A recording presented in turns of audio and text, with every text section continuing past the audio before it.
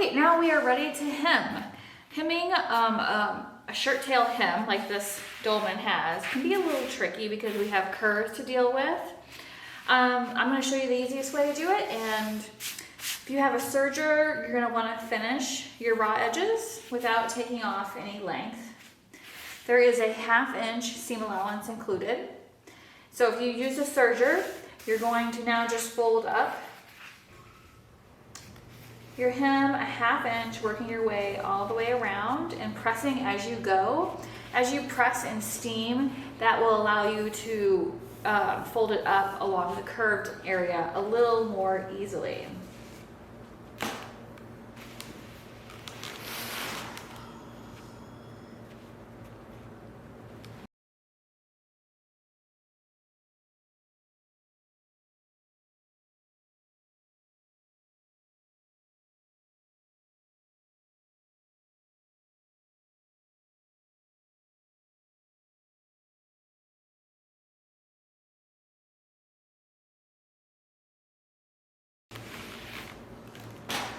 All right, so for the center front, you want to fold that back over before you do your straight stitching, so we make sure we catch this. So I'm just gonna put a clip here so I remember to get that sewn. And now I'm just gonna take it to my sewing machine and I'm gonna stitch from the wrong side so I can see where I'm going. And we're just gonna stitch close to that raw edge. If you're not using a serger, you want to encase this raw edge that you'll have. So you would do the same thing we just did, but just turn it up a 1/4 inch and then turn it up another 1/4 inch to make sure that raw edge is completely encased. So it would be more like that. But at the end of the day, you'll have the same hem allowance because you'll done a 1/4 and a 1/4 and we just did a 1/2 inch.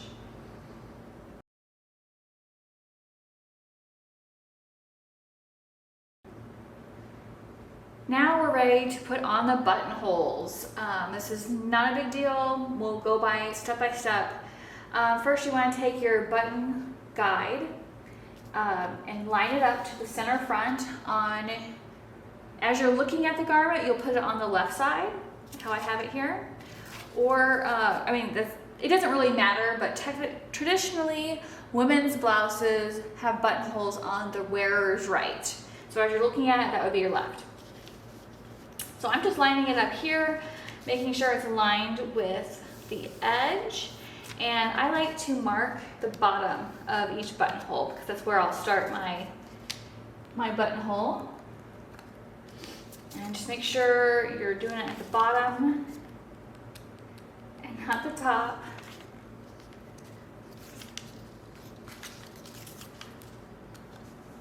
And make sure everything's lined up straight down.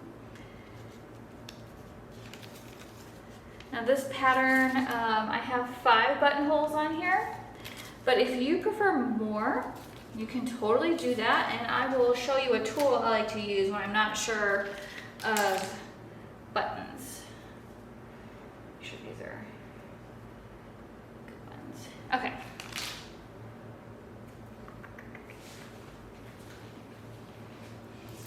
So this is that tool I like. If you don't want to use the buttonhole placements on here, like if you want more buttons or less buttons, although honestly I wouldn't do less than what I have on here. This is called a Simflex, and it expands equally. So if you know you want, say, 7 buttons, you would just put the 1st and 7th marker at your top and bottom placement, and then you know where you would want your buttons, and they would be equally placed. So this is a really cool tool to have. We actually use this quite a bit. So I've got my buttonhole placement marked. I'm going to take this to my machine and set it up for buttonholes, and I'll show you how I do that. All right, every machine is different, so I can only show you what I have. And this is the Baby Lock Catherine, which has been rebranded for the Baby Lock Brilliant. So if you have that machine, you're in luck because this is exactly what you'll do. Most machines are very similar though. So I have this buttonhole foot that I'm going to use, it has a little back slot here that I'm gonna stick the button in.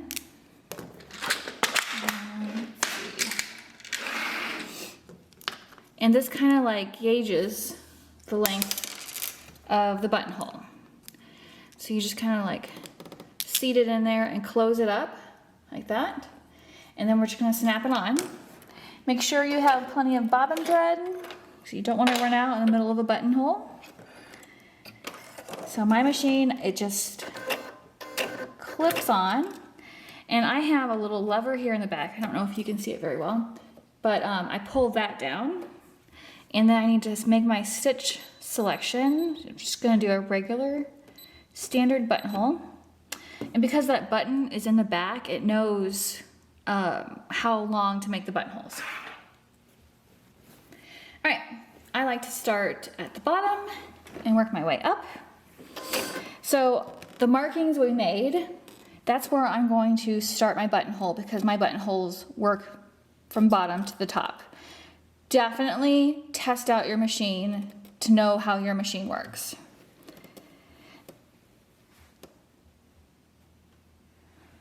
And I'm also going to make sure they're aligned the same marking throughout all the buttons so they're parallel.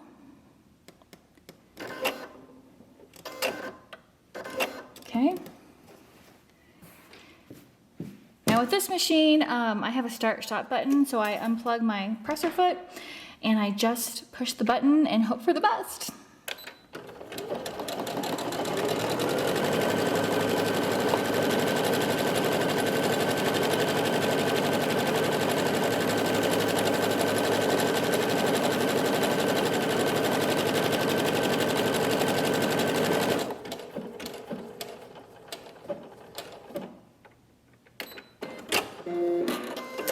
There is my first buttonhole.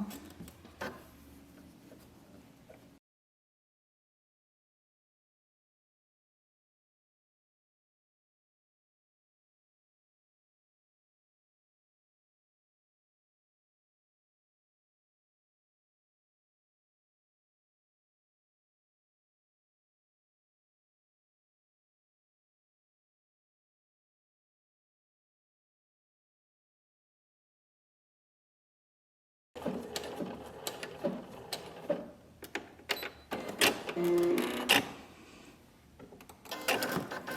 right, I've got all 5 of my buttonholes done. Now I get to cut. All right, I have all my buttonholes done. No drama there, relief. I'm going to open up the buttonholes now. There's a couple different ways you can do this. You can use a seam ripper and open them up. If you do use a seam ripper, be sure you put a pin at the top,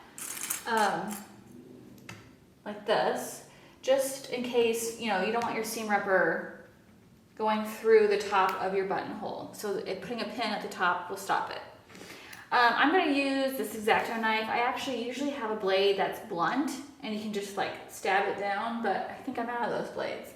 So we're just gonna use this knife and open it up. And honestly, with this knife, I even should be using a pin at the end, but I think we'll be okay. Let's see.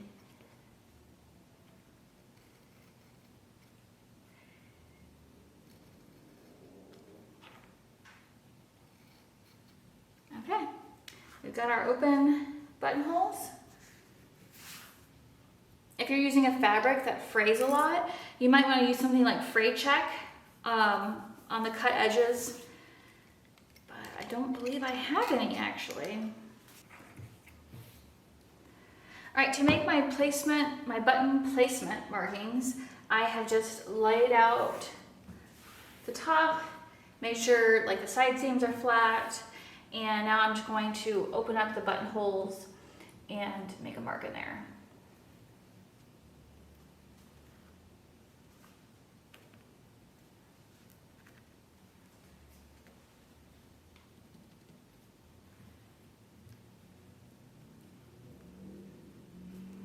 Okay.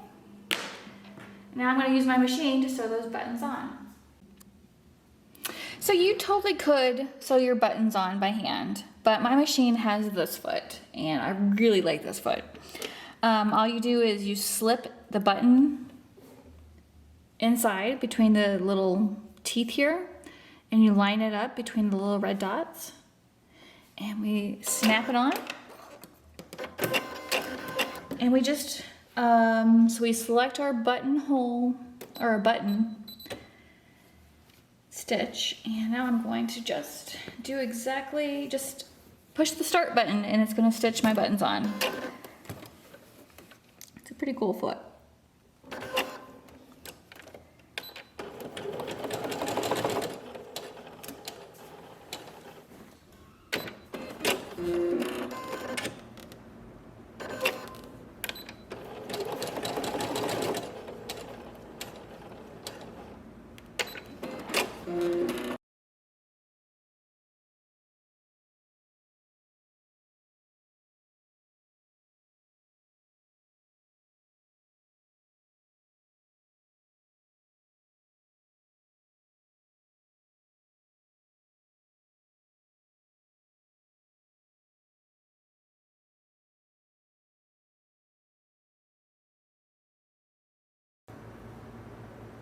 We are at the very last thing to do, and it's optional. So we're gonna sew our pocket. This is the breast pocket. You're gonna finish the top edge of one side with a serger or overcast stitch, whichever you prefer. And now we're going to fold this top edge that we just finished 1 inch to the right side.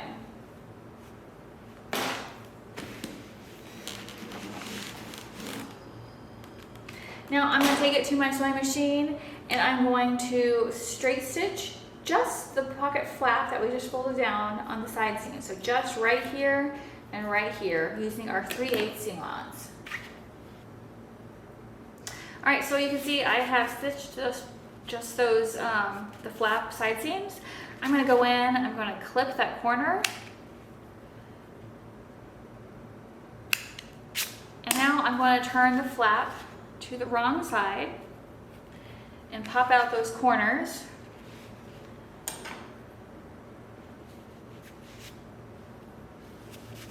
And now I'm going to give this a press.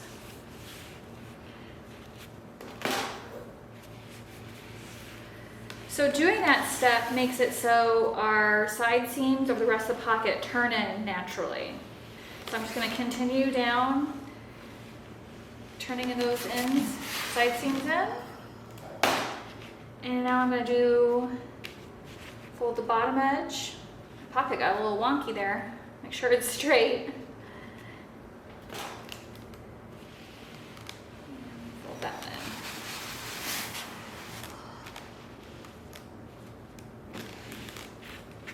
in. And turn it to the right side. Give it a press.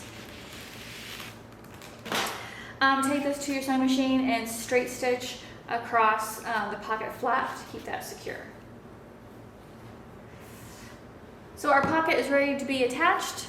So hopefully you transferred your marking. If not, get your front piece out. Make sure you like where the placement is. I just have 2 dots here that I'm going to use for my placement. Just going to line the pocket up there.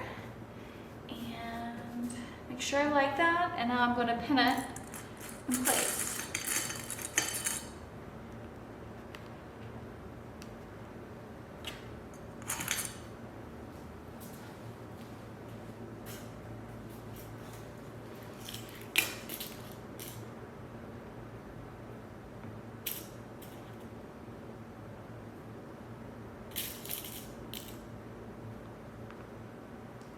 Now, last thing to do, I'm going to take this to my sewing machine and I'm going to stitch all around the pocket, leaving the top open. When I do stitch around the side seams at the top, I'm going to do kind of a triangle thing here, where if you ever look at ready-to-wear, you'll see that they do this too. This kind of gives it more secure.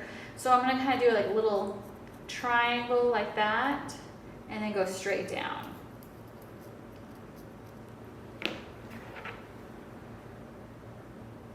So I'm going to take this to the machine and do that straight stitching.